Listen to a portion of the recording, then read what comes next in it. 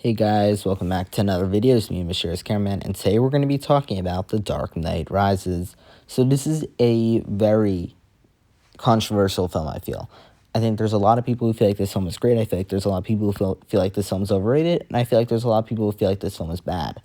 I met people of every kind, and I feel like I have very set thoughts on it. So that's what this video is for. Before we get into it, if you haven't signed up for Fan Film Fest 2024, it's a very simple thing. It's a huge convention that we're running online. It's a 3-day thing in May. If you want to sign up, the form's in the description of every video from now on. And besides that, let's jump right into this one. I pretty much loved this film. I felt like it doesn't open strong. I will say that the first act is extremely weak.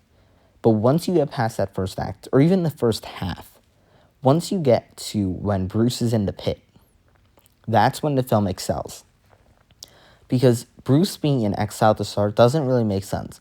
Because he makes it so like Batman's the villain, but then doesn't do anything with it. He kind of just goes into hiding. And I think that's a very interesting plot device. Like, oh, let's just make this huge decision to put him in hiding and then not do anything with him in hiding. Or let's make him sacrifice himself, but let's not show him on the run or be a vigilante. So I thought that was odd.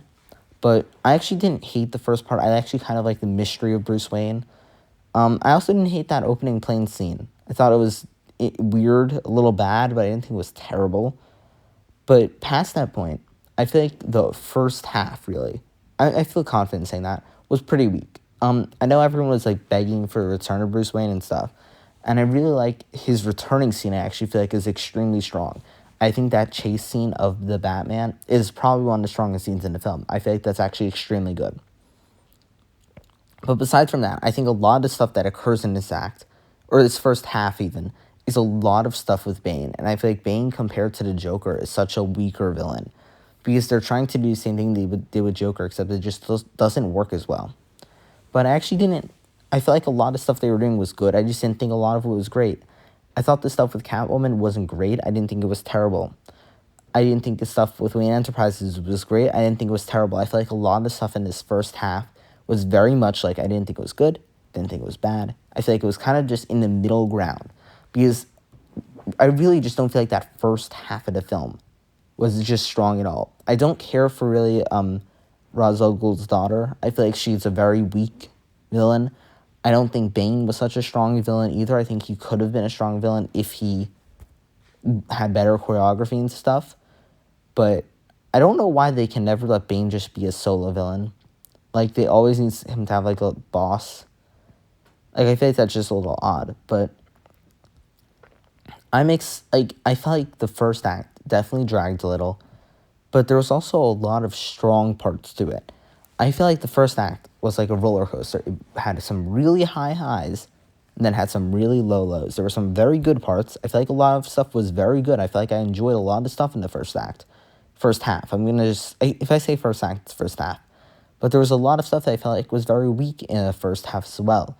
Like, in my opinion, The Dark Knight was such a strong film. Everyone knows that. And Batman Begins was. In my opinion, this is the weakest in the trilogy. But I feel like it's because it's trying to step away from the other two. Each film I felt like stands on its own. Each film was so different than the other one. But this one tried to be too grand. I feel like what was so good about the last one is even though it had such a great thing, it was still grounded. Joker wasn't a huge-scaled villain. Joker's plan was kind of just to be the villain. With this, it's an atomic bomb. The scale is so much higher. But I very much enjoyed a lot of the stuff that happened in this first half, but I also didn't enjoy a lot of it. I think a lot of the stuff with Batman specifically was very good. And I think Bruce Wayne was very boring in this film. In my opinion, this is a very good version of Bruce Wayne, but this is the longest film in the trilogy, and I think the least happens in this time. I think Alfred leaving is stupid. I think that's terrible. And overall, I just feel like there's a lot of strong parts, and there's just a lot more weak parts as well in this first half. But once you move into the second half, this is when the film gets good. Everything that happens with Bruce in the pit, I think, is incredible. I think Bruce leaving Gotham for a little is so good. And I think him in this pit is such a good short arc for him. Like, it's not the most ambitious arc. It's not unheard of. But I think it's such a good thing going into the third act with it just being like, get out of the pit. It's such a good plot device, and I think it's placed so well in the film. And you see the development of him in this place, of him trying to do it with him not using the rope. I feel like everything to do with the pit is probably some of the strongest stuff with the film. And especially once Gotham really gets bad and Bane takes over Gotham. That was with the football stadium. Everything past that point with Gotham I felt was good. I really liked that Gotham was on a ticking time bomb, which I will say didn't make so much sense time-wise. They never said, like, months later, and I kind of wish they did. Like, there are films I don't like when they do that. I feel like this is a film when they needed that, but I actually like the martial law stuff. I felt like that was actually very interesting. I think the way that they showed how Gotham really got, like, in the first film, Gotham was bad, but in this one, Gotham was really bad. And it wasn't that Gotham was necessarily bad because of the people. Or, like, it felt like Gotham was bad because of Bane. And a lot of what happened, I liked how dark everything got. And how it was even bad for the police to go in the street. And I feel like all that was just done so well. And I liked all the police getting trapped in the sewers. I feel like that was such a fun idea. Like, I didn't love how much police stuff there was in this. But I actually feel like that was such a good idea. And I liked that some of the police were scared. And I liked how it was like an underground society instead of it being another big, where all, like, it felt so different from the Dark Knight period. Like, that was so good. And I really like how dark Gotham gets. And especially once, I really like the court system as well. I thought was creative. And especially once Batman comes back and he lights the bridge on fire. That is probably that's when the film, in my opinion, like, I'd say probably the second act, or like right before the final battle, is actually the strongest part of the film. I think when Bruce is in the pit and when Gotham is at its worst, I think that's the strongest part of the film. Because as much as I like the third act, and I do, I really like it, I think it's very tense, I don't think it is the best third act. Because I don't think the fight with Bane is very climactic. One, I don't think it's very climactic. And I don't think the stuff with Talia al Ghul is very climactic. But I think the bomb is very climactic. I think the stuff with Gordon is very climactic throughout it. I think a lot of it is actually done very well. And I really like how climactic a lot of it is throughout it. And it has stakes. It has scale. What's the word I'm looking for? Like, it had scale. It had, like, there's a word I'm looking for. I'm not going to find it until, like, after this review. But, I feel like, I just feel like this film, it had spectacle there. I feel like it had so many good parts. And then it also had, like, it felt like a roller coaster. Like, it was going from good, bad, good, bad, good, bad, good, bad. And it didn't really find a middle ground ever. Like, I feel like that's not such a strong thing, especially coming out of The Dark Knight. I feel like they're like, let's do The Dark Knight, but grander.